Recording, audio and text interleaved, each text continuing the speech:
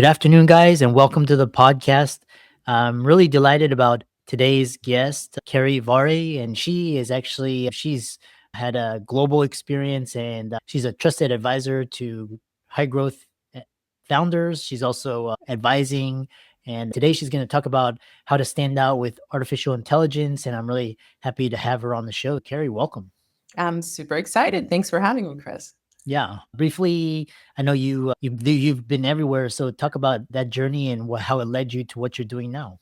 Yeah, absolutely. Currently, I am a business strategist. I'm also the co-founder of a consulting firm called AI District Consulting, which is really focused on putting the human first as we're AIifying all the things in business, right? So it's for business owners, and I've been working with business owners since I finished my master's back in like 2008. And I've been a consultant since then. I've done it in Canada, where I lived for a long time. I'm doing it here from Portugal now. And what I've seen over the past couple of years, especially as I've worked with high growth founders, like who are scaling very quickly, was that they were starting to face problems and trying to solve them the old way and trying to solve them with the same mindset that they had before. And what I knew just from being a systems person, a project management person, working always with a ton of variables, was that what they were facing were not problems that they knew about. And a lot of time it was because the whole world is shifting because of AI. So from my days in corporate, where I was in boardrooms and I was talking about how do you manage and deliver like really high profile projects, 50 million to 6 billion was the range back then, to then when I pivoted in 2018 and started working with smaller businesses because I wanted to bring them those timeless business principles big organizations had so that they could succeed as well. And now I'm seeing this other huge pivot that's happening for small businesses. So I'm on a mission to help them survive and thrive in this big pivot that we're all facing. Yeah, and it's interesting. I think one of the biggest challenges that founders face is hitting that product market fit, and then after that, it's navigating the scaling phase. Let's talk about designing for the AI economy and what founders need to shift now. Yeah. So no, this is a really good question. And part of it is strategy, but a huge part actually before strategy is a way of thinking. The way that we need to think about utilizing AI is very different from what we had, which we call digital, which is soon going to become very analog. The way of thinking when you're utilizing AI is so different. I was doing a talk yesterday to a group of business owners, and what we spent time on, the first thing I did was show them what is actually already possible with AI, and their minds were blown. Most people are just thinking about Chat GPT, etc. And I was showing them how they could literally regain hours. I regain 50 hours of my week every single week utilizing AI tools. I show them that piece because I feel like that's the first thing that business owners need to do right now is to reclaim their time so they can think. They don't have time to think, most of them right now. They're just running and running in the same problems like hamsters. I Yeah. know because also a business founder and I know the struggle of it. The first thing that people need to do is to claim time back for themselves and their teams so they actually have time to think and they have time to learn because all of this is new and it's changing extremely fast. So that's like the first thing. The second thing that I really encourage people to think about is there are pieces. Now, once you have time to think, okay, there are pieces that AI cannot replicate, and there are pieces that newcomers in your field, in your industry cannot replicate because it used to be that somebody needed several months to build a business similar to yours. Now they need 24 hours.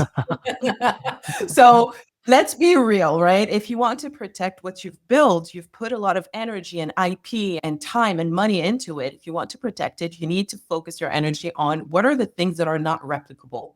And those things are going to be around your story. They're going to be around your brand values and principles and mission. That's something AI doesn't have a mission except to please you, right? So you can definitely find ways to not be easy to compete with in that.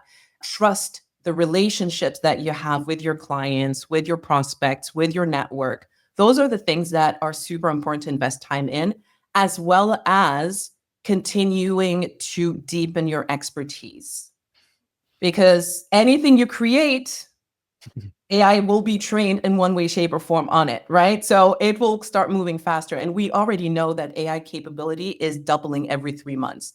We Mhm, can't do that as humans, right? We can't grow mhm. as fast, but you can, with your stories, with your lived experience, with your values and principles and so on, you can build something that newcomers that might try to copy your business model will never be able to compete with.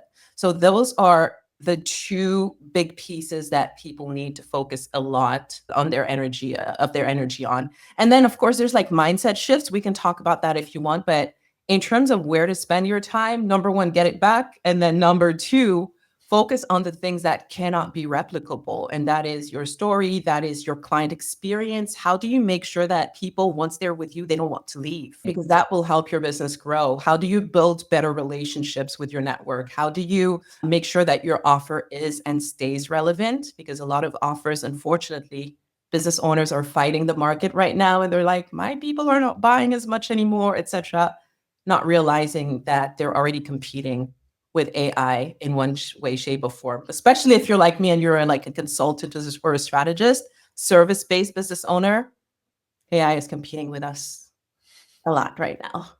Yeah, and that was what you were alluding to was we've moved from this, like, founders competing against other founders and incumbents to now everybody is competing against AI. How can founders stay irreplaceable in the market even as automation and new delivery markables and everything's always in flux now? Yeah. And those are really the core elements that I just mentioned. It's going to be around making sure that you are continuing to develop. It was okay for a long time to have your framework and you teach it for 10 years. Anybody could come up with a framework in 0.24 seconds utilizing ChatGPT, right? So a framework, an IP in that sense is not enough anymore. It's you have to continue developing and deepening and upgrading. Also because people's operating reality is changing like literally every month because of AI. The way that we're using stuff, the way that we have to, like, everything is shifting so quickly. So your people's needs are going to shift. So the more you can stay close to that, the easier it's going to be to stay irreplaceable. And then the learning piece is something that is just not going to be optional anymore, whether it is learning to utilize AI or learning to lead AI, because now we're not just leading our team, we're leading people who are assisted with AI, like infinite intelligence in some way, shape, or form. Like it's growing every single time. A lot of people now have agents, AI agents on their team.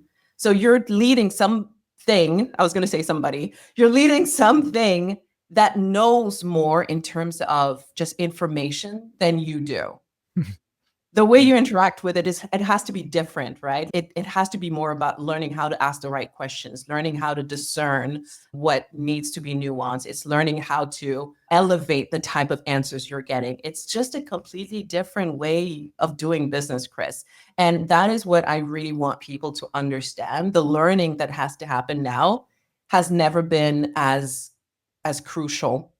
Before it was just, oh, read some books. No, right now we need to read some books, take some courses, learn how to prompt, learn how to leverage AI, learn what's coming and is being created that might be impacting your business very quickly. So, Yeah.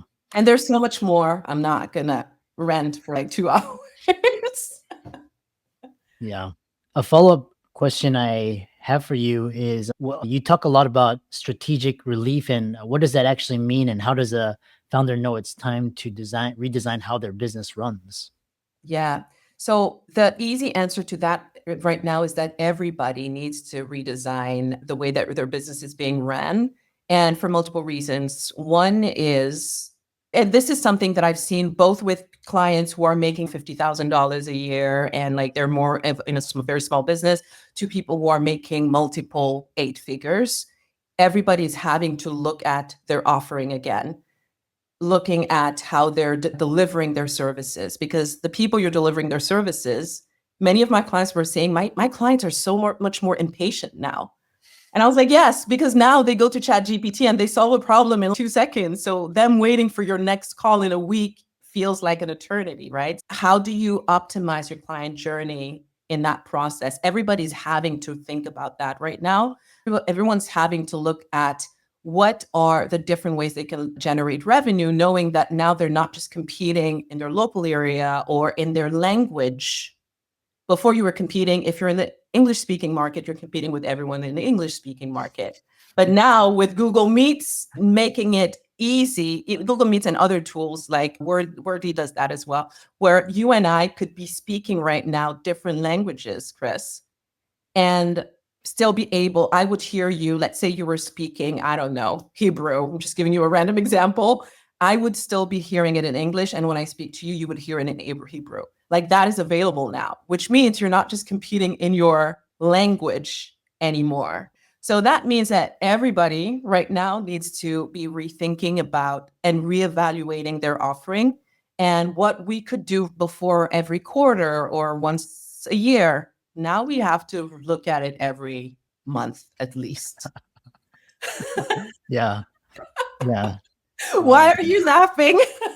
No, sometimes I feel like you have to reevaluate things weekly, and Yeah. soon it's gonna be I didn't daily. want to scare people by saying weekly or daily. That's why I said monthly, but it's true. Yeah. It's true. It is. We've never seen so much change so fast. Yeah. That's the reality. What are the invisible frictions inside most successful businesses that silently drain time, profit, and capacity? There are a lot. So the key things, like when I'm working with a business owner and figuring out, okay, how do we get them time back the easiest way? There's number one, a lot of things that people are doing or their team members are doing that are already repetitive. And we already know what the outcome is, right? Mhm. But we're stuck in doing it over and over instead of automating or instead of finding a tool that does it. So that is like the first thing and the easy thing. The other type of friction is the stuff that we're just used to correcting so much.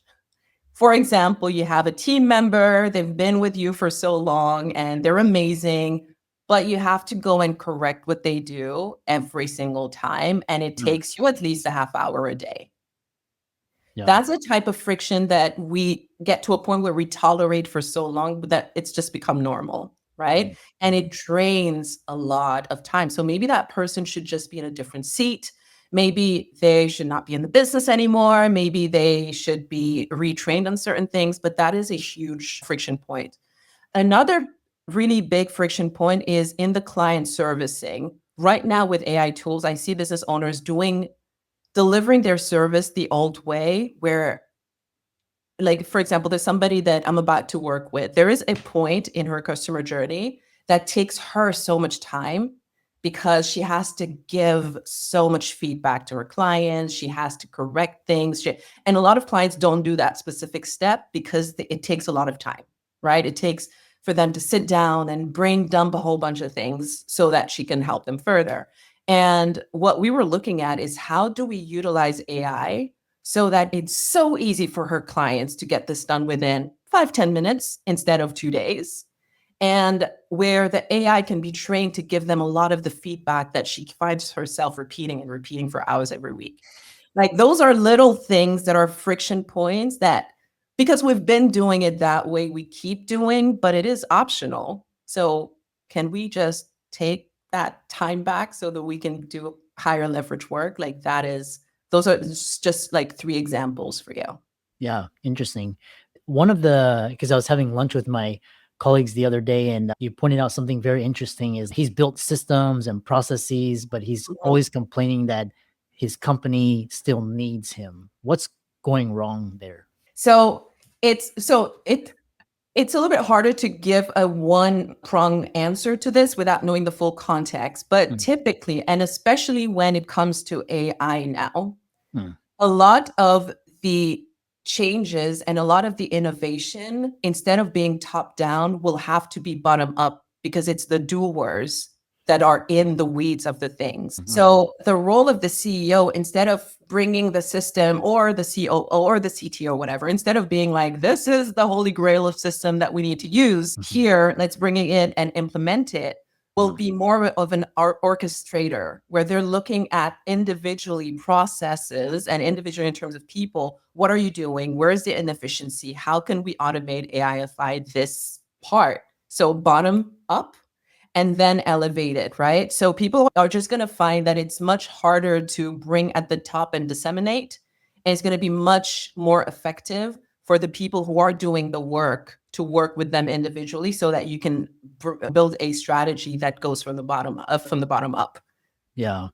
I know we have around 5, 7 minutes remaining. The other question is how do founders go from feeling like they have to fight to survive to actually just where they're at a point where they can get strategic clarity and relief? How do they go to that place? Yeah. Speaking with thousands of business owners every year, like honestly, I've trained so many of them. It's always the same thing where they feel like they're drowning in terms of their time. They barely have enough Mm, time to do the stuff, yet alone to think. yeah. And in order to be able to be strategic, they need the thinking time. And that's always the first thing that gets sacrificed. I've seen many people be like, I booked it, Irene. I promise I booked it. I started, and 1 hour in, like I had all these fires and team pulling me back in, etc. The first thing is figuring out ways to remove the stuff that drains their time. There is no way around it. Time is and attention on the right things is like going to be the most important thing that business owners can leverage right now. Yeah. So if you want to be strategic, if you want to have the bandwidth to protect and to grow your business in a time where everything is shifting so fast, get time back for yourself and for your team. In some cases, it might mean some really hard conversations with some team members who should not maybe be on your team anymore or who are drained, or clients. Some clients need to be fired because they're draining so much of your time. But like figure out, do a time audit, figure out what is draining your time, what is draining your team's time. When you do it with your team, you're going to be very surprised in some cases what you discover. They might be working on stuff that's not even relevant anymore. They might be taking 5 times the amount of time that you think to work on certain things, right? How can you liberate your time and their time so that you have the bandwidth to be more strategic? And then from there, I would utilize that time to focusing on a couple things. Number one, learning.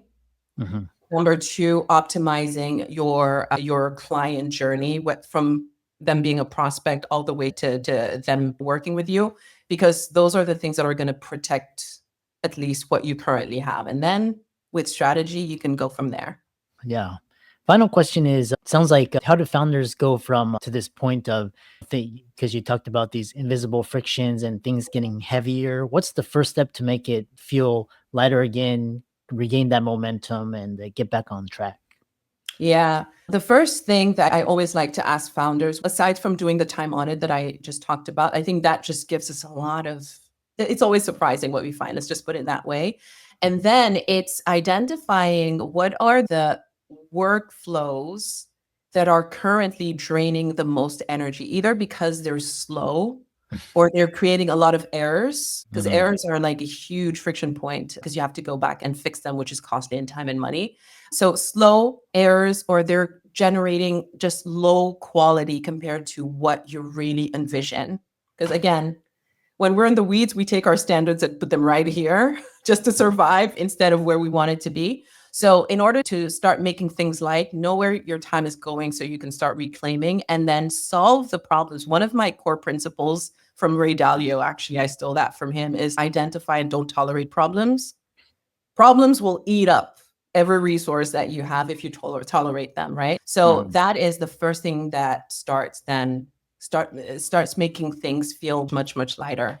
And being all of those hard decisions and hard conversations you have on your mind right now that are frustrating to you and you're not having because you don't feel like you have the capacity or you don't want to deal with it, have Mhm. them, whether it Yeah. is at home, whether it is with your team members or with certain clients. Hard conversations that people are avoiding are a huge factor of why they feel like everything is so heavy. How can people contact you and learn more from you? And I know you're also a host of your podcast. How can they check Yes. you out? Yeah, so I would actually say that is the best way to connect with me. I'm Mhm. Khairy Varre on all social. For some reason, it looks like there's only one that's been created so far in this universe. So Khairy Varre on all socials. And my podcast is the Mastery Matrix podcast. And I would Mhm. love to have you on there. Excellent. Thanks so much. And I really enjoyed this conversation and keep up the great work. Thank you so much, Chris.